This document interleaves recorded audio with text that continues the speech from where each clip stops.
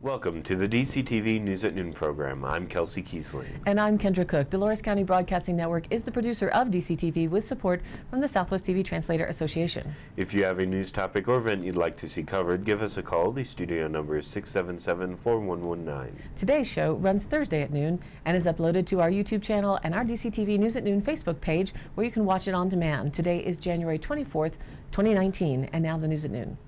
From the Cortez Journal, about 150 Toyock residents, young and old, attended a candlelit vigil Wednesday night to mourn and honor the two teenagers who took their lives over the long weekend. The vigil at the Ute Mountain Community Center opened with comments by tribal leaders who spoke of the importance of listening to youths and of uniting in the face of the tragedy rather than placing blame. The teens who died were Red Rock Height, age 15, and Andrew William Cooch Jr., age 14. Both were from Toyock and enrolled in Montezuma Cortez Middle School.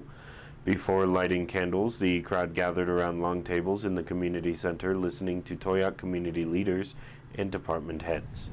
After the speakers finished, vigil participants lit candles and circled the nearby park alongside the community center, paper cups attached to the candlesticks and raised to protect flames from the wind. Attendees lined up for food, and community health workers spoke about additional resources that are available. Funeral services for the two teens will be held at the Ertel Memorial Chapel in Cortez, 10 a.m. Friday for Height and 10 a.m. Saturday for Cutch. This is a developing story from the Durango Herald from this morning. Escalante Middle School was placed on lockout Thursday morning while the Durango Police Department searched for a man suspected of shoplifting and brandishing a firearm at the nearby Walmart. The incident occurred about 6 or 6:30 a.m., said Commander Ray Shoup with the police department. Quote, "We've got the school on lockout," Shoup said. "We've been out there looking for him on foot. It was a shoplifting and then a menacing afterwards against a security guard."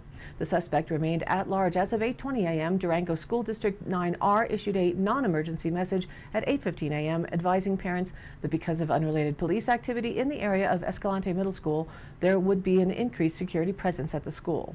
Parents were asked to drop off students near the entry of the school and have them immediately enter the school. Escalante Middle School is located just south of Walmart in Durango.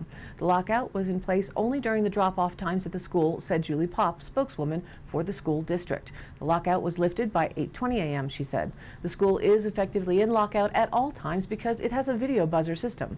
But during a formal lockout, outdoor activities are canceled. Quote, "We're still in the middle of investigating it," Shoup said, as of about 8:20 a.m. this morning.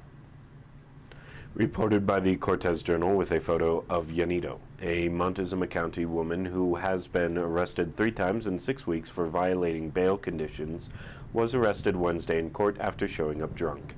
Samantha Yanito, age 26, was sentenced to 12 months probation on December 5, 2018 after she pled guilty to third-degree assault for recklessly causing bodily injury during an incident in September. The conditions of Yanito's probation stipulate that she cannot consume alcohol, recreational marijuana, or illegal substances.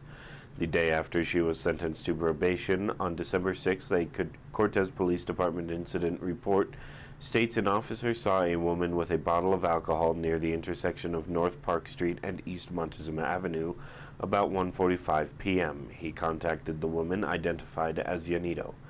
On January 9th, officers arrested Yanito as she sat near the 200 block of North Ash Street with a bottle of Taka vodka. The incident report states the officer smelled a strong odor of alcohol and had trouble understanding Yanito because she was slurring her words.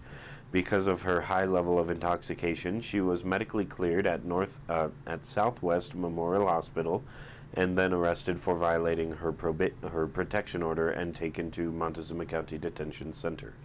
On the most recent charge of protection order violation, Yanito was scheduled to appear in Montezuma County Court at 11 a.m. Wednesday. She appeared in court but was remanded into custody for being drunk.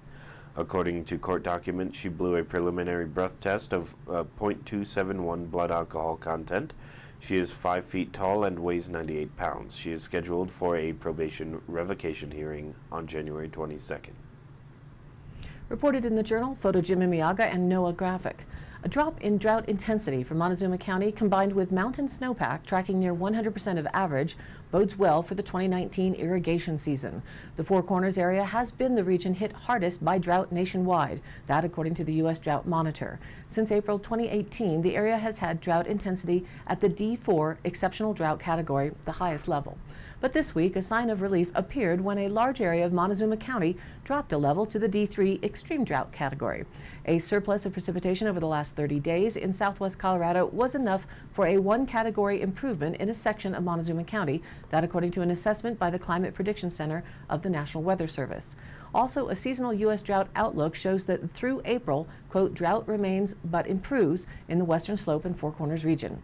Local Weather Service observer Jim Andrus said Wednesday the precipitation in Cortez for December came in at 1.62 inches, or 207% of the average of 0.88 inches, and January precipitation is at 1.82 inches, or 184% of the average 0.88 inches. Quote, we are in a very dynamic atmospheric pattern with storms actively tracking across the area, Andrus said. Compare that to last year when we were stuck under a high-pressure ridge and only had 8 inches of snow all year. This year we have 28.2 inches of snowfall, which is 131% of normal. Mountain snowfall in the Dolores Basin, which feeds McPhee Reservoir in the spring, is at 99% of average as of January 22nd, according to data from SNOWTEL measuring devices at El Diente, Lizard Head, Lone Cone, and Scotch Creek. The SNOWTELs are positioned between 9,000 and 11,000 feet in elevation. The recent snowfall has raised the odds of an average year, so if it keeps up, we will probably have a full supply of water, said Ken Curtis, an engineer with the Dolores Water Conservancy District, which manages McPhee water supply. In February, the district will begin publishing runoff forecasts from the Colorado River Basin Forecast Center. The medium runoff from the Dolores Basin into McPhee Reservoir is 250,000 acre-feet. Anything less would likely mean shortages because of low carryover in the reservoir, Curtis said. Snowpack below 8,500 feet elevation appears higher than normal this year, he said, another good sign for the 2019 farming season. Dolores County still remains entirely in D4 level as of now, even with all of the recent snow and rains, but on the ground moisture is looking to be promising at this point. To fine-tune runoff predictions every year starting in February, the district sends out snowmobiler Tad Wilbanks to take measurements of low-elevation snowpack below 9,000 feet where there are no snow tells. Measurements are taken at Groundhog along the Dolores-Norwood Road, Belmare Mountain, Cottonwood Road, Willow Divide, Salter Y, and others. The district has 30 years of records on the low-elevation sites. Conditions for cloud seeding have been good this year. More than a dozen stations situated throughout the basin release silver iodide into the atmosphere during certain conditions to draw out more moisture from storms. So far, about 10 storms have been cloud seeded. Geoengineering has been in effect for decades. With new technology, more weather modification is sure to be revealed soon. Curtis said the government shutdown has not had a big impact on management of McPhee operations. The U.S. Bureau of Reclamation, which owns and maintains McPhee Reservoir infrastructure, including the canals, pump stations, and dam, is being funded, and the Cortez office is staffed. McPhee managers have noticed a slight drop in communication from the Colorado River Basin Forecast Center, which is run by NOAA. The federal agency conducts computer modeling of runoff predictions in Colorado, relied on to forecast reservoir water supplies. The information is used by farmers to plan for the season. From the Durango Herald, Denver school officials asked the state on Wednesday to intervene in its pay dispute with teachers, a move that will delay a strike that had been scheduled to start Monday. Denver Public Schools asked for help from the Colorado Department of Labor and Employment after teachers overwhelmingly voted to strike. The department will ask the teachers union to respond to the district's request. Until they do and the department decides whether to get involved, the union cannot strike. That process could take up to 24 days, up to 10 days for the union to respond, and up to 14 days for the state to decide. But a decision could come faster than that, depending on how long the union and the state take to act. The union will respond quickly, negotiator and teacher Rob Gold said, but a walkout will not happen Monday as planned. Gold could not say yet whether it could start later next week. If the Labor Department ultimately does get involved and use its limited power to try to broker an agreement, it would put a strike on hold for up to 180 days. Apart from the official state process set up to intervene in labor disputes, Colorado Governor Jared Polis said Wednesday he would meet with representatives of the school district and the union to see if he could help with negotiations. The Democrat, who took office this month and has vowed to increase school funding, declined to elaborate. And now let's take a look at the weather. So here's our national weather map from NOAA data. The big news is the heavy rain is expected across the east into late Thursday, and a low pressure system passes by. And then as a second low pressure area crosses the Great Lakes, lake effect and lake enhanced snows will occur downwind of the lakes through Saturday, with local snow amounts of 1 to 2 feet possible. So can't complain about the snow here. Flash flooding is possible in southern New England, Long Island, and the New York City metro area. Rains remain in place all along the eastern seaboard again today, and the snows continue along the Intermountain West, mostly over the Rockies, with the remaining states enjoying dry weather for now. Looking to the satellite map of our region, snow showers will continue across northwest and portions of central Colorado this morning, then gradually decrease in the afternoon. Locally, heavy snow is probable from Craig east to Steamboat Springs and then south to Vail Pass. Mountain snowfall is expected from 6 to 12 inches, with 3 to 6 inches across the northern valleys. Partly to mostly cloudy skies are expected elsewhere, with only isolated snow showers. There will be a chance for snow across the northern and central mountains Friday night through Saturday as well. And there is another chance of snow across much of that same area Sunday night through Monday. Otherwise, dry conditions are expected. And now the most important weather, our local 4-day DCTV outlook. Mostly the same dry and cold days ahead. Today sunny with a high near 31, north winds around 10 miles an hour, mostly clear with a low tonight around 16, north-northeast winds around 5. And then Friday increasing clouds with a high near 34 degrees, north-northeast winds 5 to 10 miles an hour becoming northwest in the afternoon. Friday night mostly cloudy with a low around 15. Saturday sunny with a high near 36, winds continue from the north. Saturday night clear with a low around 18. Sunday sunny with a high near 40. Sunday night partly cloudy with a low around 21.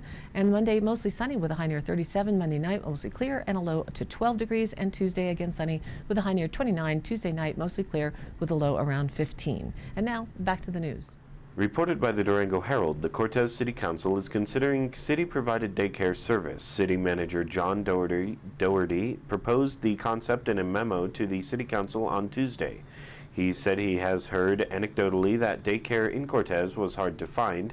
He wrote in the memo that he is loath to expand the empire, but pitched daycare as a way to attract businesses and residents to Cortez. Doherty wants to gauge interest from the City Council before city staff spends more time drafting proposals. Doherty said the daycare program could be operated at the Cortez Recreation Center, where the city already offers childcare while people work out, from 4:30 p.m. to 7 p.m. Monday through Thursday for $3 per child per hour. He said the city could reserve a certain number of spots for the county, school district, and hospital, but anyone could apply. He said large businesses like Osprey might also want to participate. Councilor Jill Carlson said she is interested, knowing total number of kids the Cortez Recreation Center could accommodate and the potential cost to parents. She added that if the city wanted to care for infants, the daycare program would need additional safety precautions. Councilor Sue Betts also said she wants data. Betts, a former police officer who has worked many night shifts, said there could be some consideration for parents who would have to pick up their children after 6 p.m. An article by Liz Weber with the Durango Herald. Senate Majority Leader Mitch McConnell plans to bring President Donald Trump's immigration proposal to a Senate vote on Thursday today as the partial government shutdown stretches past the 1-month mark. President Trump on Saturday outlined an immigration proposal in an effort to end the shutdown and reopen the federal government. The president's plan introduced 3 years of protection for current deferred action and or childhood arrivals, DACA, recipients in exchange for $5.7 billion to fund a southern border wall. Quote, the government must be reopened. This proposal recognizes that need and is an offshoot of earlier efforts to tie border security funding to immigration reform, but on a smaller scale for both, Senator Cory Gardner, Republican from Colorado, said in a statement. Despite calls for bipartisan cooperation, Congress remains stalled along party lines. Senate Minority Leader Chuck Schumer announced an expected Thursday vote on a plan to end the federal shutdown. The Democrat-backed proposal would reopen the federal government until February 8th without funding for the wall. Scott Tipton, Republican from Colorado, joined Gardner in signaling his support of the president's immigration policy. Quote, "The proposal presented on Saturday by the president was a good starting point, and I urge Speaker Nancy Pelosi to put politics aside and come to the table to reopen the government, pay federal workers, and seriously address these critical immigration issues," Tipton wrote in a statement to the Durango Herald. While Tipton and Gardner have both signaled their support for Trump's immigration proposal, Senator Michael Bennet, Democrat from Colorado, plans to vote against the proposal, according to his spokesperson. If President Trump is serious about fixing our broken immigration system, he should reopen the government and then engage in an open bipartisan discussion about real immigration reform, Bennett wrote in his statement. Following Trump's Saturday address, Pelosi signaled the Democrats' unhappiness with the proposed immigration policy. Quote, "Unfortunately, initial reports make clear that his proposal is a compilation of several previously rejected initiatives, each of which is unacceptable and in total do not represent a good faith effort to restore certainty to people's lives," Pelosi's statement read. As negotiations have remained locked along party lines, it has led to frustrations and calls for bipartisan cooperation on both sides.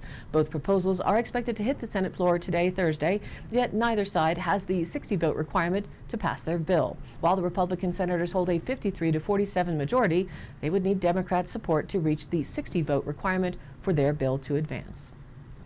According to the Cortez Journal, the Cortez City Council on Tuesday added the Montezuma County Courthouse to the City of Cortez Register of Historic Structures, Sites, and Districts.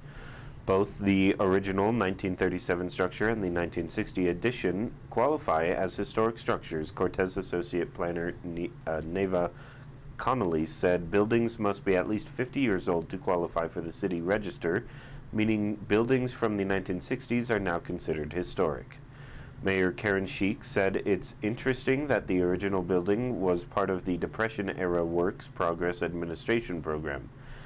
In 1936, Montezuma County received a $29,250 grant from the WPA, which the county matched with about $30,000 in local funds. The WPA also funded a library, swimming pool, and school expansion in Cortez around that time. According to an architectural inventory of the courthouse, the building has been the political and governmental center of Montezuma County since it opened in 1937. It replaced an earlier courthouse on the corner of First and Chestnut Streets. By the late 1950s, the country began to outgrow the building and decided to expand, according to Cortez Journal archives. Construction bids opened in 1959, and a $326,000 contract was awarded to McGetchie Construction. Construction lasted about 1 year, and the new wing opened January 3rd, 1961. The Montezuma County Courthouse is the 50th building to be added to the Cortez Register of Historic Structures, Sites, and Districts since it was created in 2011.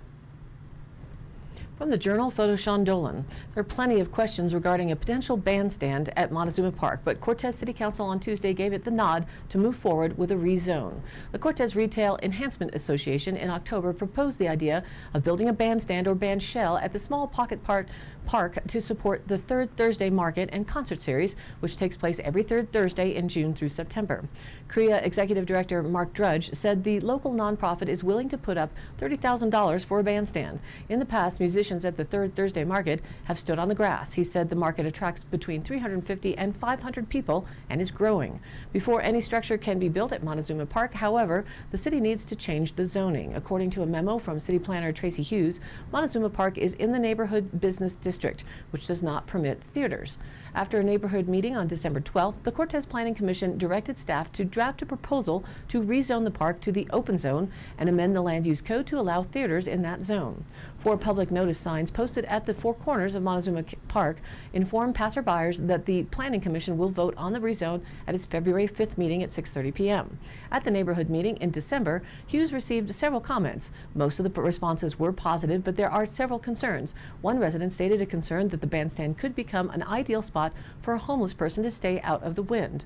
City Councilman Ty Keel echoed that concern on Tuesday. The park is about a block away from the temporary bridge emergency shelter at 24 North Chestnut Street and can attract people who are homeless. City Manager John Doherty said that he told Cray to keep the bandstand very simple to avoid those inappropriate uses. He said it could be like a basic gazebo with no walls. Doherty said, I quote, "I said I want it open, a roof and a stage, and that's what we want."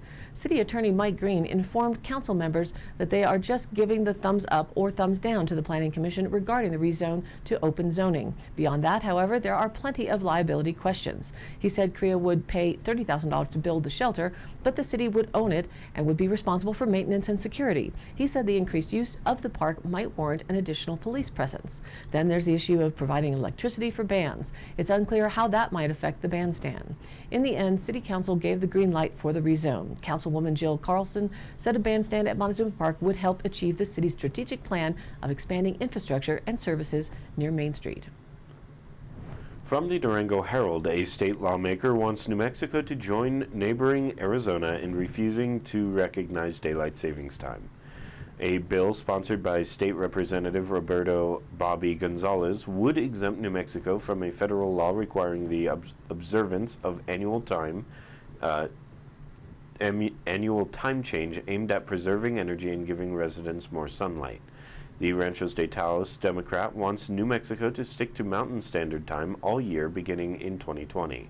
The proposal is scheduled to go before the House State Government Elections and Indian Affairs Committee on Friday. And today's High Canyon Country happenings. The Dove Creek School has a new offering this school year, the DC Excel After School Program, where staff work with the attendees to complete homework, work one-on-one or small groups on needed skills and academics. Students can also take AR tests. This time includes a snack and fun activity. A great opportunity for students who need academic assistance or just want to come out and have some fun from 4 to 5:30 p.m. What a great opportunity supporting our area children. Also in local school news, the Booster Club happenings and updates includes January 25th beginning at 4 p.m. quote, Catch the Blue Wave, where everyone will wear blue to support the teams taking on the Telluride Miners. Then January 28th, Winter Assembly is scheduled, where you can meet your basketball and wrestling teams with an ice cream buffet and social afterwards. And in Dolores County, up in Rico, the second annual Rico Winter Carnival is on for January 26th and 27th.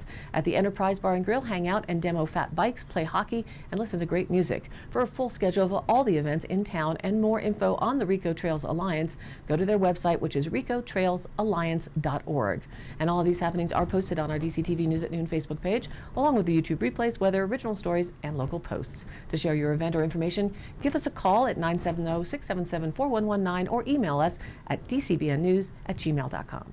Thanks for tuning in. News at Noon airs at noon Monday through Thursday and then is available online on our YouTube channel and our DCTV News at Noon Facebook page on demand. Be sure to like us there on Facebook and join in on the news of our area. And of course, please share it with a friend. For Kendra Cook with DCTV and the News at Noon program out of Dove Creek, USA, I'm Kelsey Kiesling. Thanks for watching.